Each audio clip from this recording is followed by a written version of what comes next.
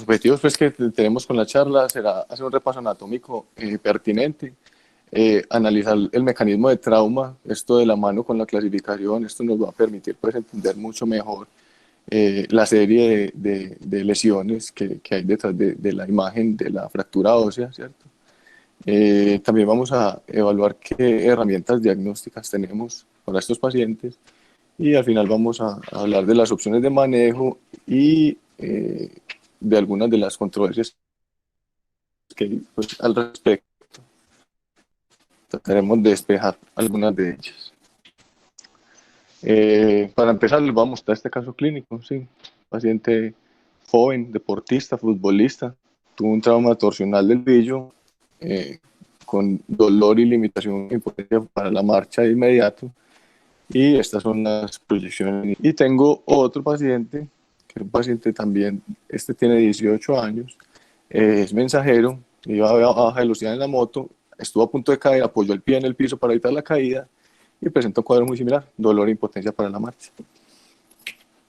Bueno, ¿por qué es importante entonces hablar de este tema? Es una lesión bastante frecuente, es el 9% de todas las fracturas. La incidencia se calcula que eso es de anual de 170 por 100.000 habitantes. Van a tener un compromiso unimaleolar en el 70% de las ocasiones.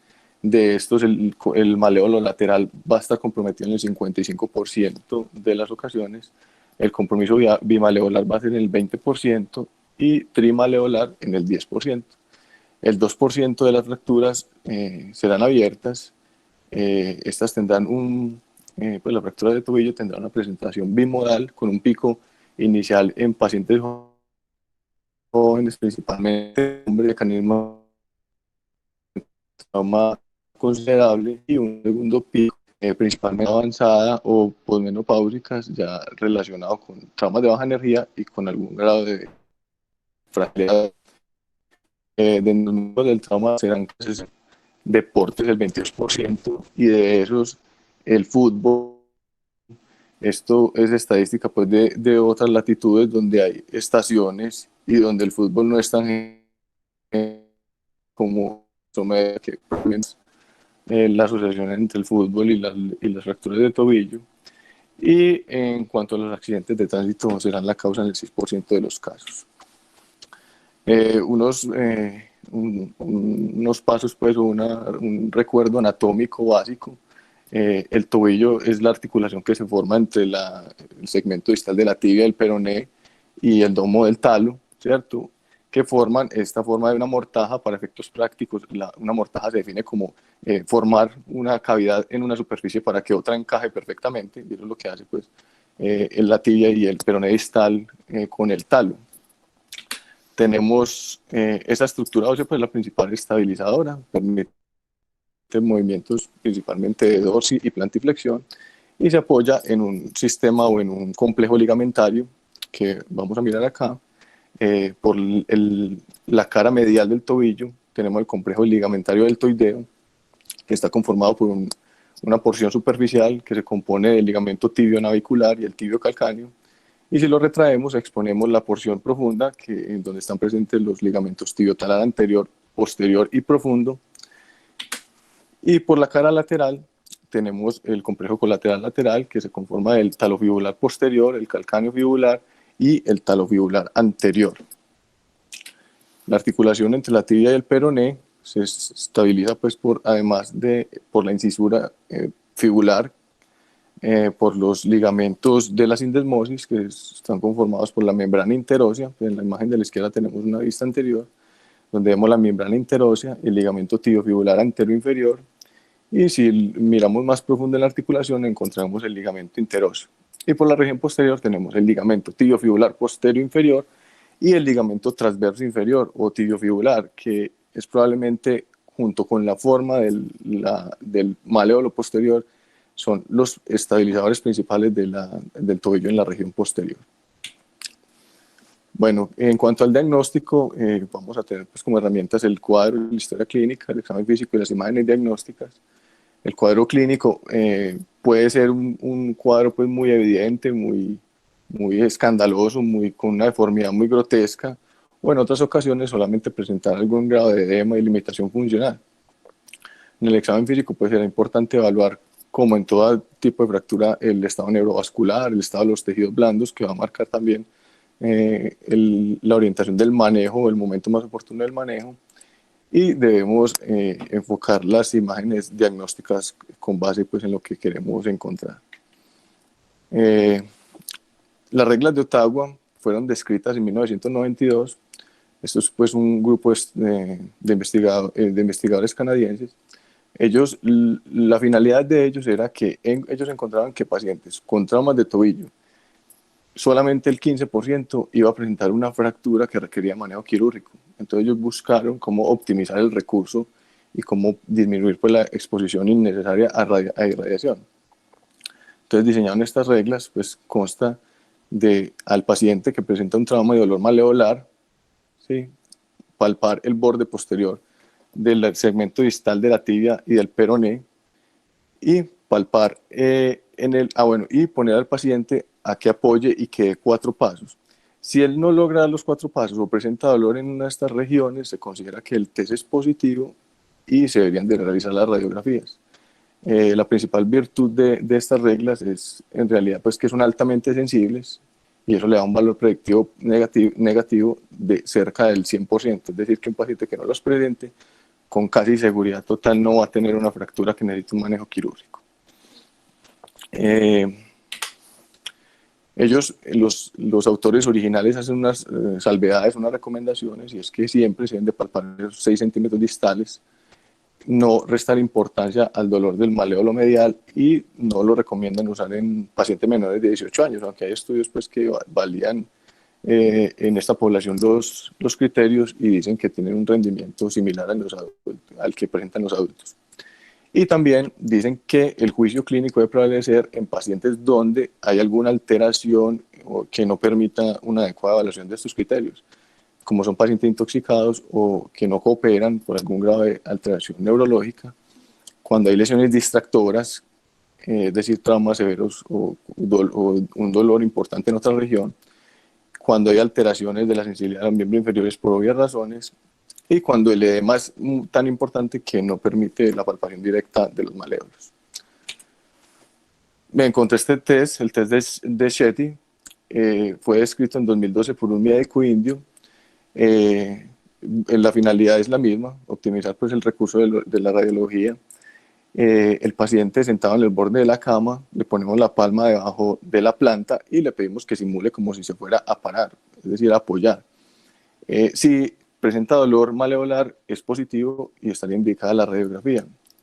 El estudio original del Dr. Shetty y otros estudios posteriores han validado la prueba y dicen que tienen un valor pronóstico muy similar a las reglas de Ottawa, con la ventaja que es más fácil y es menos incómodo para el paciente.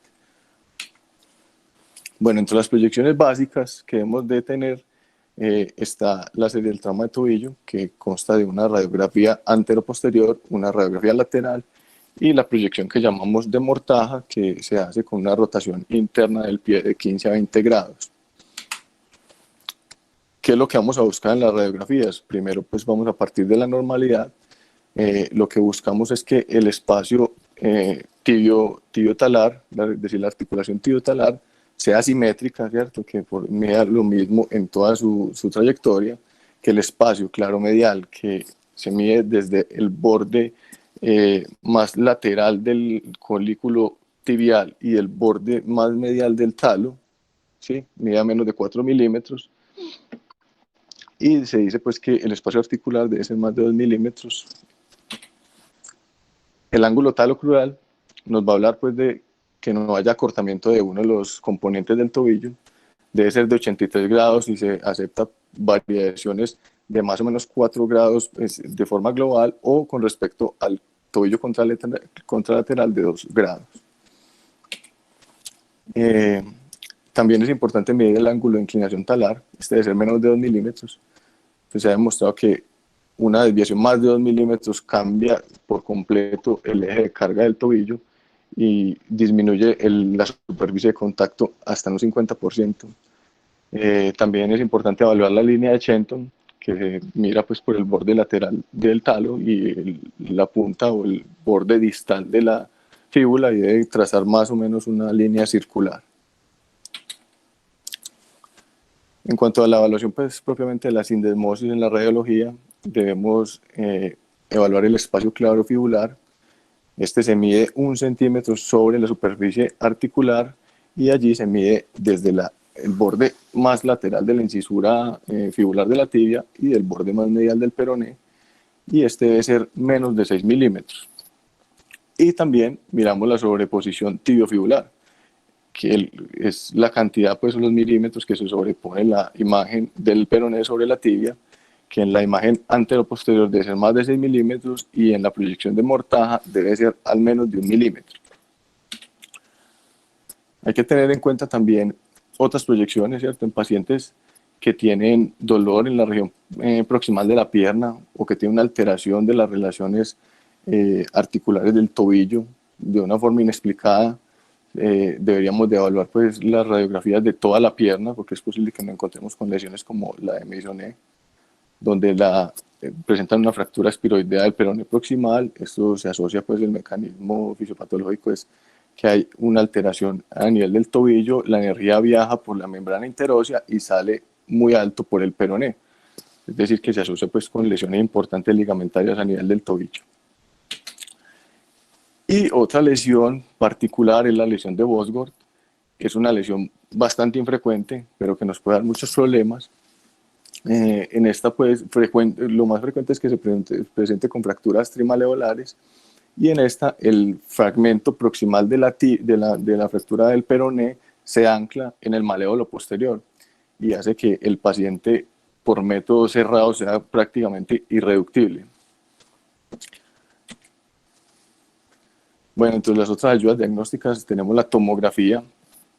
En esta podemos evaluar mejor la relación tibio-peronea y la relación tibio-talar. También el grado de compromiso de la superficie articular es útil para el planeamiento quirúrgico y tiene una indicación pues más o menos o bien aceptada en fracturas que... La resonancia en realidad pues en el contexto de se usa principalmente en pacientes con establecer diagnósticos diferenciales. Ya hablando de las clasificaciones, pues tenemos la de Dennis Weber, que se basa en el nivel de la fractura a nivel del peroné. Es muy sencilla, ¿cierto? Si la fractura se ubica por debajo de la sindesmosis, es una Weber a nivel sindesmal, una Weber B, y suprasindesmal, una Weber C. Y la fractura y la clasificación de la O es muy similar en principio. Este segmento óseo corresponde al código 44, y también el primer ítem es el grado a nivel sindesmal, es decir, 44A, B o C, según la posición que se ubique, ¿cierto? De ahí en adelante siguen los subíndices según el compromiso de las estructuras mediales y el grado de inestabilidad. Tenemos la clasificación de Lauk-Hansen, descrita alrededor de 1954. Esta se basa, o lo que trata de explicar este autor, es la posición en la que se encontraba el pie en el momento del trauma, es decir, si estaba en supinación o pronación, y hacia dónde se dirigió la fuerza deformante, si fue en aducción o en rotación externa. Y con base en esto, ayuda a predecir qué estructuras ligamentarias pueden estar comprometidas. Entonces, aquí no va a profundizar mucho porque aquí más adelante vamos a ver una forma de integrar las clasificaciones que es un poco más práctica. Entonces, como les mencionaba, pues tratando de integrar estas clasificaciones, la Dennis Weber A se va a presentar en el 25% de los casos aproximadamente, corresponde a las fracturas infrasindesmales del peroné, y en la clasificación de Lauk-Hansen el mecanismo será de supinación y abducción.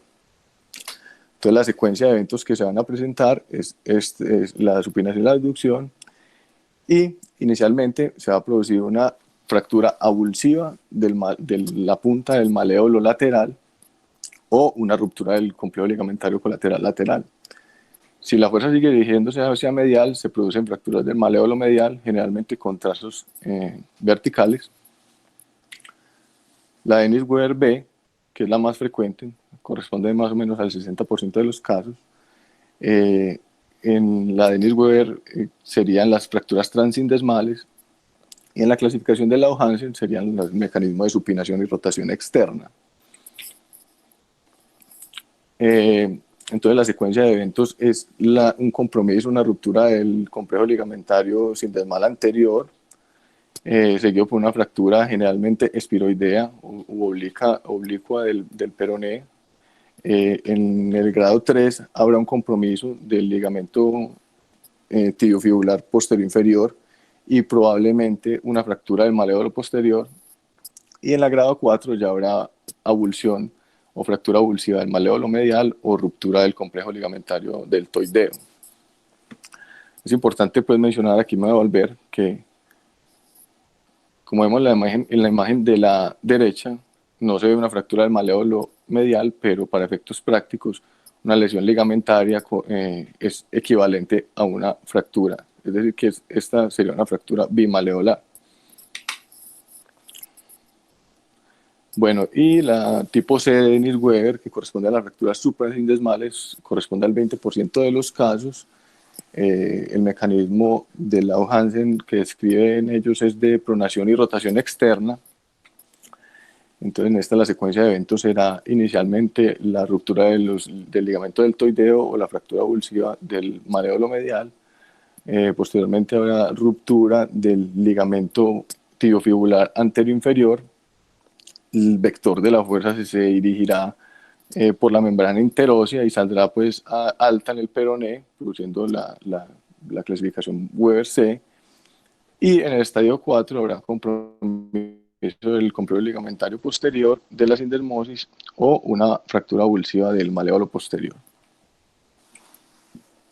En cuanto al tratamiento, para efectos prácticos se recomienda analizar la articulación del tobillo como un anillo, haciendo similitud con el anillo pélvico, donde si este anillo está comprometido, tiene una disrupción en dos segmentos, se denomina pues que es inestable. Lo que les mencionaba, para efectos prácticos, una ruptura ligamentaria va a equivaler a una fractura, y en estas fracturas la incongruencia es poco tolerada. Entonces tenemos las fracturas en cuanto al manejo. Las Weber A son lesiones, como les mencionaba, pues de tracción del lado lateral. Habrá que evaluar el grado de desplazamiento y el compromiso del lado medial. Si hay compromiso del lado medial o una disrupción del anillo en dos partes, el manejo debe ser quirúrgico. En las Weber B será muy importante evaluar la estabilidad de la sindesmosis, ¿cierto? Eso se evalúa en los criterios radiológicos de congruencia de la sindesmosis y también compromiso del espacio claromedial. Y las opciones pues, que tenemos de manejo, si es estable, hacer un manejo ortopédico, o si es inestable, realizar una reducción abierta y una fijación interna. Las Weber C, es decir, las fracturas suprasindesmales, son rara vez inestables, pues como explicamos, el mecanismo de trauma viene desde la región medial y va dañando las estructuras estabilizadoras hasta que sale por el peroné. Entonces, por lo general, requieren una fijación interna. Bueno, ¿cuáles serían los posibles indicaciones de manejo ortopédico, es decir, de manejo conservador? Serían fracturas infrasindesmales aisladas, es decir, fracturas muy pequeñas y no desplazadas de la punta del maléolo lateral. Y las fracturas transindesmales aisladas que no tienen inestabilidad. Esto lo evaluamos con un espacio claromedial menor de 4 milímetros y un desplazamiento menor de 2 milímetros. Y lo que hablábamos de la congruencia de la sindesmosis. El tratamiento va a constar pues, de un tiempo de inmovilización con férula, generalmente pues, son 2 a 3 semanas. El control radiológico se debe realizar periódicamente las primeras 4 semanas. Dicen que cuando una fractura Weber se decide un manejo ortopédico, la primera radiografía podría ser a las 4 semanas para verificar pues, el estado de consolidación. Y algunos autores recomiendan que en las fracturas Weber B que inicialmente no presentaban signos de inestabilidad, se podría, o ellos sugieren que se debería hacer a la semana, que el paciente ya tenga menos edema y menos dolor, hacer algunas pruebas de estrés para ver si se inestabiliza la articulación.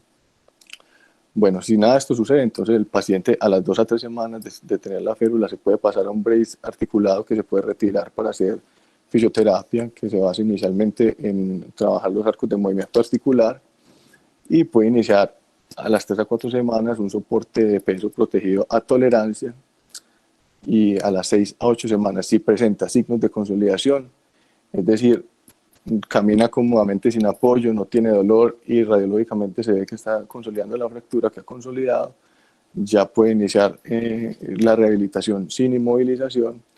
Y aunque no hay pues un consenso ampliamente definido, se dice que los pacientes deportistas podrían iniciar el entrenamiento específico de su rutina cuando los arcos de movimiento articular y la fuerza sea el 80% de la extremidad contralateral. Estas son las pruebas de estrés que escriben algunos autores. Dicen que es posible realizar pues, una radiografía antero-posterior con la ayuda de un técnico que le ejerza una rotación externa al tobillo. La otra es acostar al paciente de cúbito lateral sobre el lado afectado y que la gravedad pues genere rotación externa y genere pues, el desplazamiento si hay inestabilidad. Y la otra es realizarla con apoyo, que idealmente debe ser de al menos del 50%. Como les mencionaba, pues aún muy debatido, hay unos autores que dicen que lesiones que se pueden pasar por alto en la primera evaluación, en esta se pueden diagnosticar y darles un menor manejo, y hay otros que por el contrario dicen que esto puede llevar a un sobrediagnóstico y también a un sobretratamiento. En cuanto al manejo quirúrgico, como mencionábamos, la disrupción del anillo del tobillo en 2 puntos es una indicación, pues la indicación quirúrgica de forma global. Si se considera que la mortaja es inestable, si se permite la rotación externa del talo, si hay un desplazamiento lateral del talo en los rayos X, o si hay una disminución de la superficie de contacto articular. El manejo inicial, siempre que encontremos una luxofractura, tendremos que tratar de alinear la extremidad lo más anatómica posible y realizar una inmovilización. Pues de forma anecdótica, en la imagen que les muestro es una paciente de alrededor de 50 años que tuvo la lesión que les mencionaba, la luxofractura de Bosworth, que es muy difícil de reducir. Eso explica pues seguramente por qué en su primera atención no la lograron reducir, y por cuestiones administrativas y por el tema de la pandemia llegó a la consulta en el hospital 8 meses después, con esta radiografía de control donde ya vemos pues cambios por desuso, algo de deterioro, de daño de la superficie articular que probablemente va a cambiar el pronóstico de la lesión. En cuanto al tratamiento quirúrgico, recordar pues que estos pacientes, los huesos o el tobillo está muy expuesto, tiene poca cobertura de tejidos blandos, entonces el manejo de estos es muy importante. Por lo general los ponemos en una inmovilización de 10 a 14 días, mientras que se maneja el edema y posibles lesiones pues, de los tejidos blandos, heridas. Cuando hay compromiso importante de los tejidos blandos que contraindique una inmovilización con férulas, podemos recurrir a la fijación externa y aplicamos las medidas antiinflamatorias estándar pues, con medicamentos, frío y elevación de la extremidad. Cuando tenemos una fractura muy inestable, lo ideal sería inmovilizarla con una férula en U para controlar ese plano pues, coronal y apoyarnos con una férula suropédica posterior para el plano sagital. Bueno, dentro de las herramientas o los métodos de fijación que tenemos, vamos a irlo por maléolos. Para el maléolo lateral será importante restaurar la longitud, la alineación y la rotación. Esto lo podemos evaluar restituyendo pues, el ángulo talocrural y evaluando que se correspondan el borde del talo y el borde interno del peroné, así como las corticales al nivel de la fractura sean lo más simétricas o correspondan lo más posible.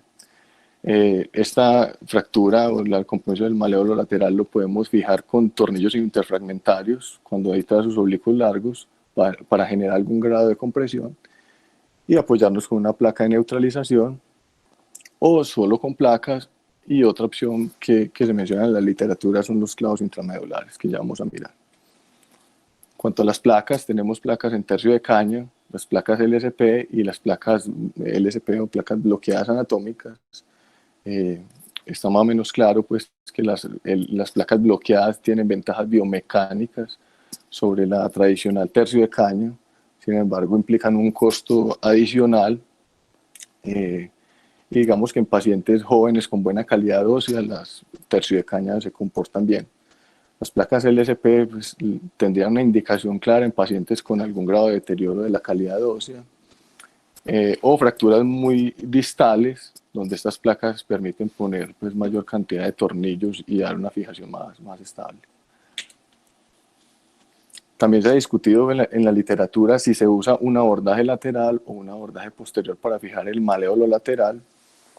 La placa lateral tiene el riesgo de lesión del nervio peroneo superficial y también de que la placa queda más expuesta y podemos tener dificultades con los tejidos blandos como exposición de material o infecciones del sitio quirúrgico. ¿Sí?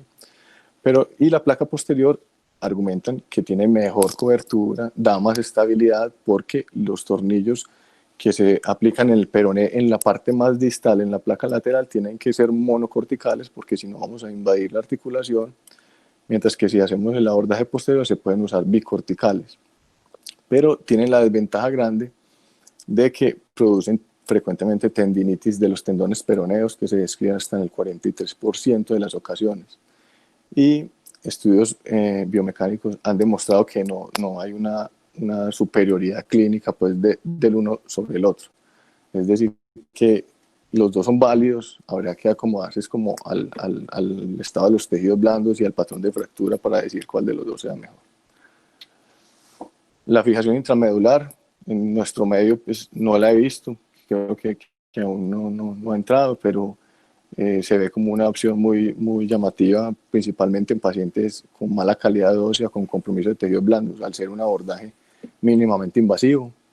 Describen que también permiten la fijación de la sindesmosis.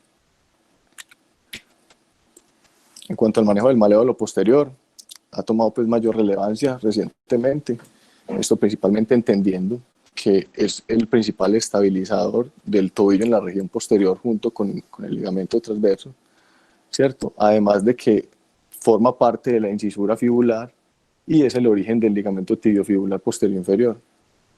Estará presente una fractura del maléolo posterior hasta en el 46% de las fracturas Weber B o C. Clásicamente se ha descrito como indicación quirúrgica que el compromiso sea más del 25%, de que haya una brecha articular más de 2 milímetros, pero recientemente se ha ampliado como esas indicaciones. Las proyecciones o el diagnóstico de la fractura del maléolo posterior, con las proyecciones estándar, en la AP podemos ver este doble contorno que describen como el signo de la espuela o de la escama, y en las proyecciones laterales generalmente es evidente. La tomografía es actualmente pues aceptado que es necesario para evaluar qué tanto compromiso hay articular, qué tanto se propaga hacia medial la fractura, evaluar si hay fragmentos intermedios y permite también realizar reconstrucciones 3D para un mejor planeamiento quirúrgico. Bueno, basados en esto, estos dos autores, Bartonisek y Ramel, en 2015 describen una clasificación tomográfica que se basa más que en el tamaño del fragmento, en la afectación de la incisura fibular, y ellos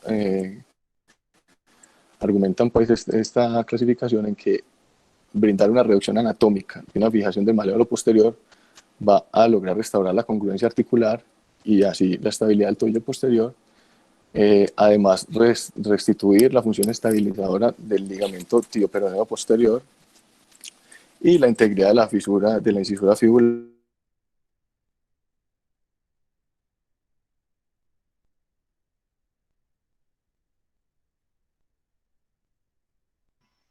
Hernán, no se te está escuchando. Particularmente en las fracturas altas del peroné. Esta es la clasificación de Bartonice. Hola, hola, hola, hola. Ahí te Hola, oímos ya, ahí te estamos oyendo. profe. ¿A dónde me quedé? La diapositiva anterior. Ah, bueno, qué pena, profe. Entonces les decía pues que Bartonice y Ramel describieron una clasificación basada en la tomografía y que lo que evalúa principalmente es la relación de la fractura con la incisura fibular. En las tipo 1 son fracturas más marginales sin compromiso de la incisura. Las tipo 2 tienen un compromiso posterolateral, es decir, que comprometen la incisura en alguna proporción. Las tipo 3 son fracturas con compromiso en dos partes, es decir, que tienen tanto un fragmento posterolateral como uno posteromedial. Y las tipo 4 son fracturas con un fragmento triangular grande posterolateral.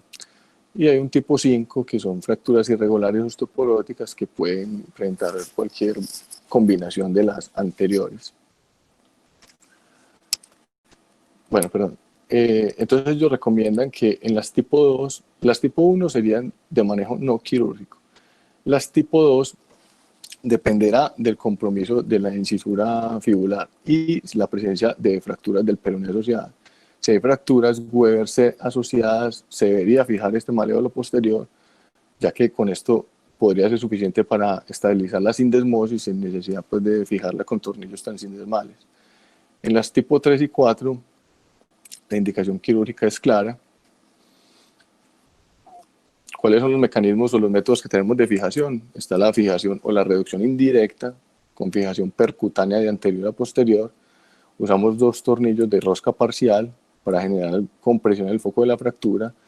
Este es útil en fragmentos grandes, es decir, Bartonice 4, y muy importante que no hayan fragmentos intermedios. La otra opción es realizar una reducción directa, es decir, una fijación, pues despejar el foco de la fractura con un abordaje posterior y realizar una reducción anatómica y una fijación desde posterior a anterior.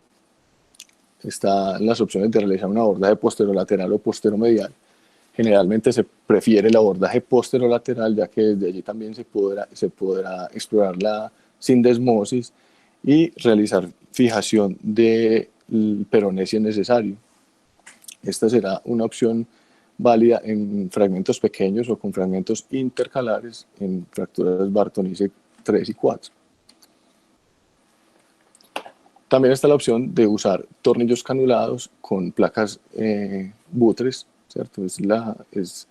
Describen que es el método de fijación más estable pues, para este tipo de fracturas y estaría indicado principalmente cuando los trazos son más verticales. Cuanto al maléolo medial, dependiendo del trazo de la fractura, tenemos varias opciones. Para los trazos transversos, es decir, horizontales, usamos tornillos de compresión, tornillos de rosca parcial, como en los que mencionaba ahorita, para generar compresión. Generalmente se recomienda usar dos para evitar que el fragmento se rote. Se ha discutido en cuanto al diámetro y la medida. Es aceptable pues, que un diámetro de 4 milímetros o entre 3,5 y 4,5 se comportan muy similar y que la distancia es de 40 a 45 milímetros sin necesidad de que lleguen a la cortical contralateral. Y en pacientes con mala calidad ósea se debe usar una arandela. En fragmentos más marginales, más pequeños, podríamos fijarlos con una banda de tensión o el OBEN que conocemos. Ponemos un tornillo por encima de la fractura y dos pines desde el foco de la fractura dirigidos hacia la área metafisaria y así construimos pues, nuestra banda de tensión en forma de 8. También tenemos la opción de utilizar tornillos de compresión y una placa antideslizante. Esto principalmente útil en trazos cizallantes verticales. Bueno, en cuanto a la lesión de la sindesmosis, como sabemos, pues es un importante complejo ligamentario que da estabilidad dinámica. Muy importante dentro de este evaluar la membrana interósea, lo que mencionaba pues de posibles fracturas altas del peroné que se nos pasen por alto en las proyecciones solo del tobillo. y evaluarlo en conjunto con el ligamento deltoideo, ya que si hay compromiso pues a nivel medial va a aumentar mucho más la inestabilidad. Muy importante, siempre lograr una reducción anatómica del peroné en la incisura peronea. Nos podemos apoyar de pinzas reductoras, ¿cierto? Logrando un eje anatómico neutro.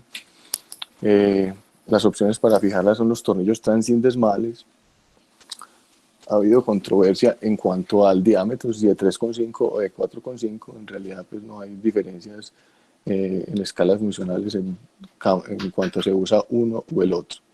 También se ha discutido si se deben de usar 3 o 4 corticales, es decir, las 2 corticales del peroné y las 2 de la tibia.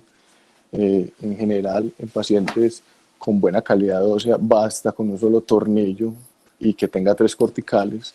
Ya en pacientes con mala calidad ósea sí se puede recomendar más de un tornillo o incluso una fijación que denominan en peinilla, que es pasar todos los tornillos del peroné hasta la tibia. Y muy importante pues siempre lograr la reducción anatómica y los tornillos, como el peroné ligeramente posterior a la tibia, pues dirigirlos hacia de posterior lateral antero medial. También ha tomado fuerza los botones de sutura o el endobottom para fijar la sindesmosis. Estos tienen la ventaja de que dan una fijación más anatómica o más fisiológica, ya que durante la dorsiflexión el peroné se rota ligeramente externamente, y este endobottom permitiría ese movimiento fisiológico, lo que favorece la cicatrización. A largo plazo no ha habido diferencias pues en las escalas funcionales, pero sí se dice que los pacientes que se fijan con endobottom retornan más rápido a la actividad física. Otra ventaja que tienen es que no implican retiro de material ni fatiga pues del mismo, que sí es muy frecuente en los tornillos transindesmales, que haya que retirarlos por lo general después de los 3 a 4 meses de la fijación inicial. Son más costosos, ¿sí? Pero dicen los defensores de este método que el costo se justifica o se equipara con un tornillo con el segundo procedimiento para el retiro de los tornillos. Se ha comparado, también se ha estudiado si usar uno o dos endobottoms, y no hay diferencias pues tampoco biomecánicas que justifiquen el costo de usar los dos. Otra duda que nos planteamos pues cuando abordamos el tobillo es si no tiene fractura del maléolo medial, fractura pues ósea, ¿cierto? Si entramos a explorarlo, a buscar el daño del ligamento deltoideo. Es aceptado pues que fracturas con apertura del espacio claromedial presentan indefectiblemente una lesión del ligamento deltoideo y se deberían de reparar. En este estudio, pues donde extraje estas imágenes y que está referenciado abajo, estos autores quisieron examinar esto.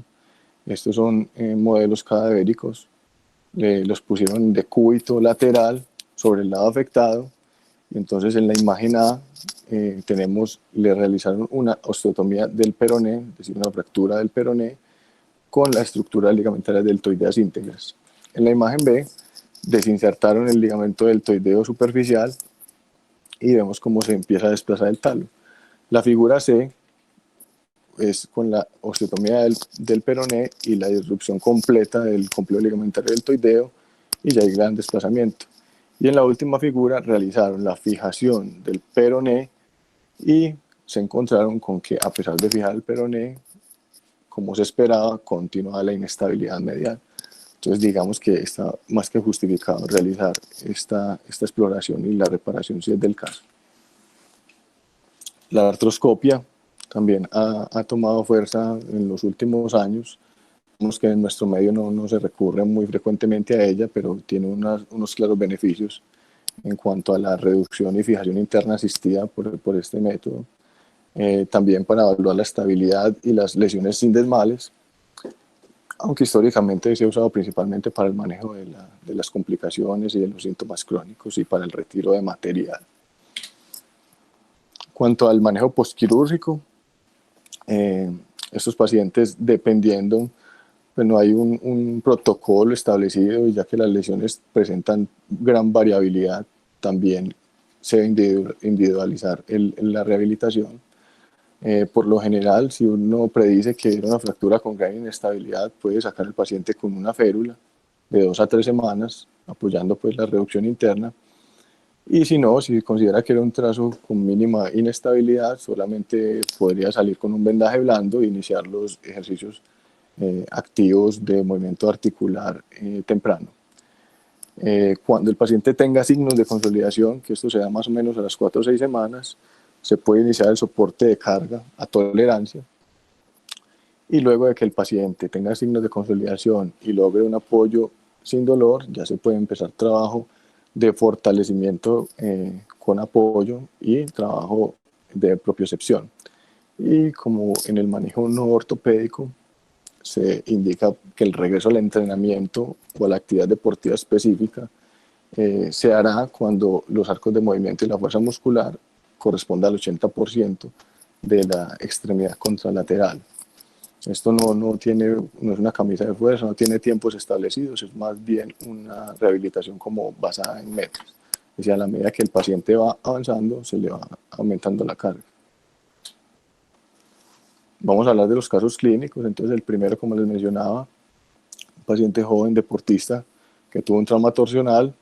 Entonces, en la imagen de la izquierda, que es la proyección AP, vemos la fractura suprasindesmal del peroné, y vemos, si vemos en detalle, en la cara medial vemos una pequeña fractura avulsiva del maleolo medial y una aparente apertura del espacio claromedial. En la imagen lateral, pues, vemos una congruencia articular normal y la fractura del peroné, y en la proyección mortaja aparentemente hay apertura de la sindesmosis. Este paciente, pues el caso es cortesía del doctor Johnny Márquez. Él hizo énfasis en que él no lo operó, pero pues muy cordialmente me facilitó las imágenes. Entonces, este paciente corresponde con un mecanismo de trauma de Lange-Hansen de pronación y rotación externa. Estas son las imágenes del procedimiento quirúrgico. Pues inicialmente realizaron un abordaje lateral, una reducción del peroné, que vemos pues que es prácticamente anatómica perfecta, que no se ve casi el foco de la fractura. No está este paso, pero colocaron un tornillo de compresión interfragmentaria y una placa bloqueada lateral. Posteriormente exploraron, pasaron el tornillo o el endobottom transindesmal y exploraron el ligamento deltoideo medial y lo repararon. Si ustedes se fijan en la imagen del maleolo medial, se ve la sutura de anclaje con el que hicieron la reparación. En el caso clínico 2, era un paciente, pues, como les describía, que tuvo un accidente de tránsito. Vemos la fractura transindesmal, una clara apertura del espacio sindesmal, es decir, del claro tibiofibular, y también una clara apertura del espacio claro medial. Corresponde a un mecanismo de trauma según Lange-Hansen de supinación y rotación externa, grado 4. Este paciente es cortesía las imágenes del doctor Polo. Este sí estuve yo en la cirugía. Entonces hicimos el abordaje lateral, fijamos el peroné, fijamos la sindesmosis con un tornillo transindesmal, luego hicimos la exploración medial y aquí se ve claramente que el ligamento deltoideo estaba roto. Al fondo vemos pues el culículo de la tibia y el talo más al fondo. Con suturas de anclaje realizamos la reparación y este es el control radiológico intraoperatorio. Bueno, como conclusión de la charla, hay que estar muy atentos a estas lesiones, ya que son muy frecuentes. Entender la cinemática del trauma nos va a ayudar a diagnosticar el conjunto de lesiones que pueden estar presentes. Las radiografías simples son suficientes en la mayoría de los casos para definir un manejo, y digamos que la tomografía estaría indicada claramente en compromisos del maleolo posterior, pues al ser una fractura articular. El objetivo del tratamiento es lograr, en la medida de lo posible, una reducción anatómica de la mortaja y de las estructuras estabilizadoras. El manejo ortopédico tiene indicaciones específicas y en estos va a ser una opción segura y con buenos resultados. En el manejo quirúrgico contamos con diferentes opciones de fijación, lo que va a permitir pues, que nos adaptemos a las condiciones particulares de cada caso. Y siempre no olvidar indicar un proceso de rehabilitación adecuado que va a ser fundamental para que el paciente retorne a su actividad previa de la mejor manera posible. Gracias.